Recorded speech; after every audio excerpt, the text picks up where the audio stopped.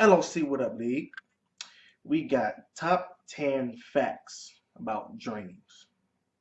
I don't dream that much, so I probably won't be able to relate, but I do have certain dreams that I do remember, and I kept thinking about it all day.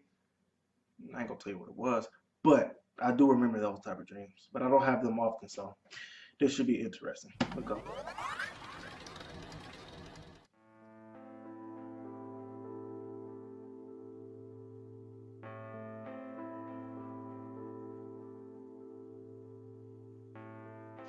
Mm-mm-mm.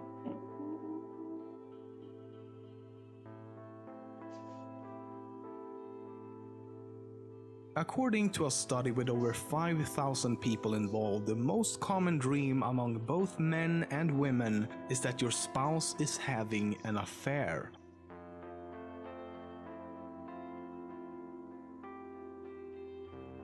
During most dreams, I've you never won't dreamed be about that. aware of the fact that you're dreaming, no matter how absurd or eccentric the dream might be. The reason for this is that the prefrontal cortex, the region of the brain responsible for things such as logic, is not very active when you're dreaming. This allows you to interact with the dream without really thinking about it, and thus things that would normally stand out and seem very strange and illogical is able to blend in. But just because you're usually not aware of the fact that you're dreaming does not mean you can't be. It's something called lucid dreaming. It's basically when you realize within the dream that you are dreaming and can then in some cases take control of the dream and change it around however you like. There are numerous ways of achieving a lucid dream state. For example, you can try marking something on the palm of your hand. Every time you notice the marking during your waking hours, question yourself if you're awake or asleep. Eventually, you may start seeing the marking on your hand in your sleep and realize that it is in fact just a dream.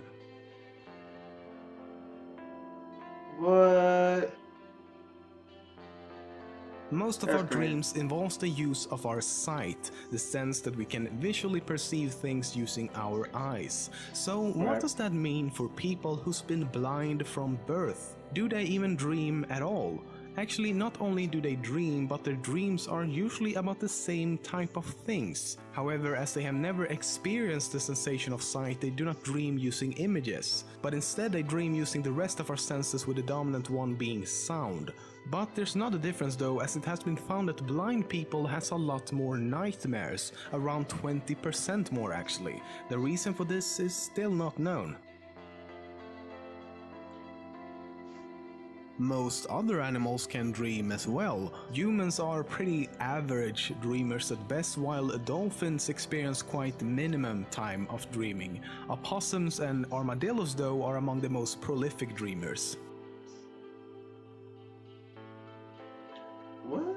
A lot of ideas and inventions actually came to people while dreaming. To name a few, the sewing machine, the theory of relativity by Albert Einstein, Google, the periodic table, insulin, and X-ray vision.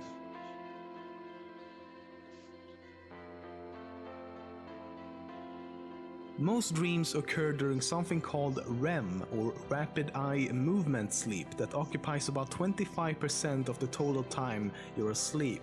During this stage of sleeping, you're basically in the deepest sleep possible. But something interesting happens when you're in this REM stage. Your body Like becomes what? almost completely paralyzed. This is so your body won't act out your dreams while you're sleeping. A very scary side effect of this though is that if you're suddenly woken up from this stage of deep sleep, there's a chance of you experiencing something called sleep paralysis. It's a phenomenon in which you are completely awake but you're still unable to move. Your body is basically transitioning from your paralyzed sleep state to being fully awake. Many people who's experienced sleep paralysis has reported feelings of extreme fear and seeing things such as a person or creature in the room with them. Of course, all the while not being able to move. Oh, I'm gonna be sleeping so good That's tonight. crazy. That's crazy.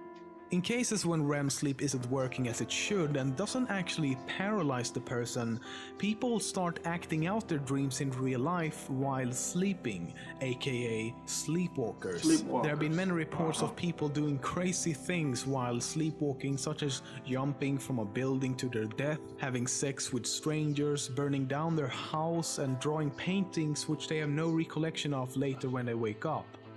So what's the cause of our dreams? What is creating them?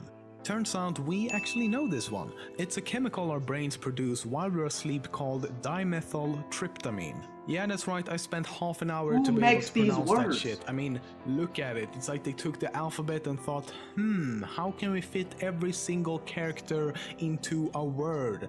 And then they just put an uppercase D at the front and gave up halfway through. But this chemical or drug can actually be produced synthetically, and when ingested produces some serious hallucinogenic experiences, often completely losing touch with external reality. It's also appropriately called the dream drug.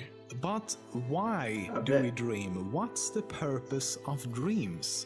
Well, no one knows for sure, at least not yet.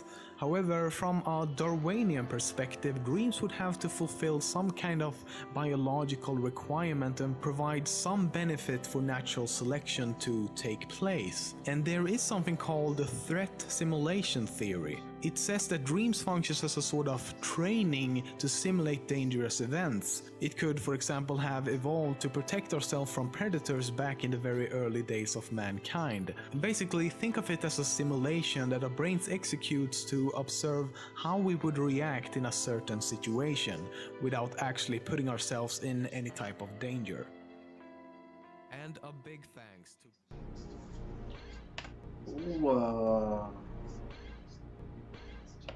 Alright, so y'all check this out. I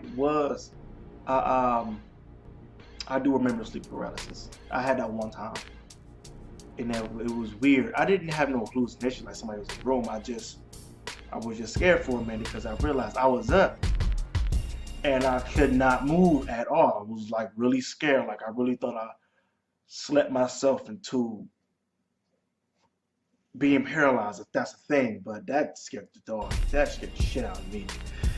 Woo, Black Lee, come like, subscribe to me. In the video, we'll see you back next. Go.